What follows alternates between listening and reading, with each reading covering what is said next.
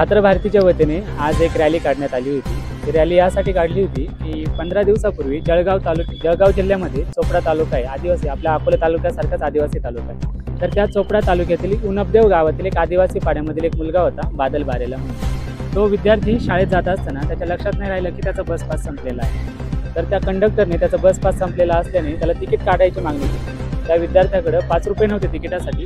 तर त्या बस कंडक्टरने त्या विद्यार्थ्याला भर पावसामध्ये तो विद्यार्थी अनवाणी होता, त्याला 3-4 किलोमीटर पुढे आल्यानंतर बसमधून उतरून दिलं। आम्ही त्या विद्यार्थ्याची भेट घेतली होती। त्या भेट घेतलेला असताना आम्ही तो परिसर बघितला। अतिशय दुर्गम भाग आहे तो, तिथं आदिवासी जंगल सारखा भाग आहे। तो विद्यार्थी 3-4 किलोमीटर पुढे येऊन तो पायी गेला। तर तो एकटा विद्यार्थी हा आपल्या महाराष्ट्रात नाही आहे, असे बरेच विद्यार्थी आहे ज्यांच्यासोबत असं घडतंय। तर त्यासाठी पुन्हा अशा विद्यार्थ्यांसोबत अन्याय होऊ नये यासाठी आम्ही आज छात्र भारती अकोलेच्या वतीने अकोले बस स्थानक येथे आपले जे डेपो मॅनेजर आहे त्यांना निवेदन दिलंय की त्यांच्या मार्फत प्रताप सर नाईक यांना आम्ही निवेदन देतोय की प्रताप सर नाईक सर, तुम्ही आपल्या राज्याचे परिवहन मंत्री आहात, आम्हाला तुमची एकच मागणी आहे की तुम्ही ज्या पद्धतीने आपल्या नातवांना शाळेत जाण्यासाठी टेस्ला कार, भारतातली पहिली टेस्ला कार विकत घेऊन दिली, तर आम्हाला आमच्या मुलांसाठी टेस्ला कारची आवश्यकता नाही आहे। फक्त तुम्ही आपल्या नातवाला जशी टेस्ला कार घेऊन दिली तसंच या सर्व विद्यार्थ्यांना सुद्धा आपला नातू समजून त्यांना बस पास मोफत करावी अशी आमची मागणी होती।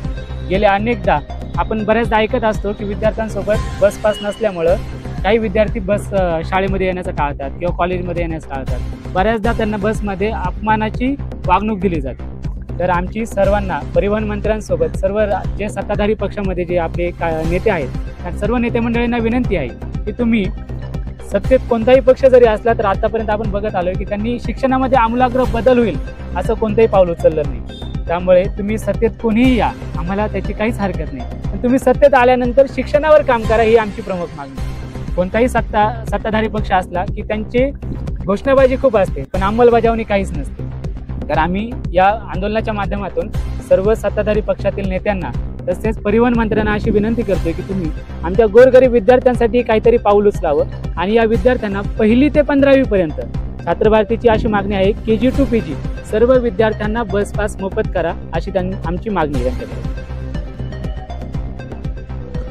मंत्र्याचा नातू हा टेस्ला कारमध्ये शाळेत जाणार आणि आमची गोरगरिबांची मुलं बस पासला 5 रुपयाने म्हणून उतरून दिली जाणार, ही अत्यंत वाईट गोष्ट आहे। आज आदिवासी भागातील मुलांना बस नाही, आदिवासीच नाही महाराष्ट्रातल्या अनेक ठिकाणी म्हणजे जवळपास सगळ्या ठिकाणी बस शिल्लक नाही, बस कमी पडताय म्हणून विद्यार्थ्यांना शाळेमध्ये यायला अडचण होत आहे। बस पास विद्यार्थ्यांना जर मोफत मिळाला नाही तर खूप सारी मुलं शिक्षणाच्या प्रवाहाच्या बाहेर जातील। आज बसची संख्या अपुरी आहे, शिक्षणामधून मुलं बाहेर जाण्याचं प्रमाण आहे। या सगळ्या याच्यामध्ये सरकार निवडणुकीसाठी अनेक फंडे राबवत असतं पण मुलांच्या शिक्षणाकडे लक्ष देत नाही। शिक्षण हे मोफत मिळालं पाहिजे, बसपास हे मोफत मिळालं पाहिजे ही आमची रास्त मागणी आहे। आज आम्ही 1 लाख विद्यार्थ्यांच्या सह्या घेऊन परिवहन मंत्र्यांना भेटणार आहोत आणि हीच मागणी करणार आहोत की महाराष्ट्रातल्या तुमच्या नातवाला जशी टेस्ला खरेदी करून घेतली, आम्हाला टेस्ला नको पण किमान शिक्षणासाठी बस पास तरी मोफत द्या, ही मूलभूत गरज आहे। जर आमचे पोरं शिक्षणाचा प्रवाह टिकवायचे असेल तर बस पास हा विद्यार्थ्यांसाठी आवश्यक आहे। तो KG to PG मुलगा मुलगी असा भेदभाव करू नका। तुम्ही नाही तिथे अनेक पैसे लाखो रुपये घालतात आणि योजनांची सगळीकडे प्रचार राबवता।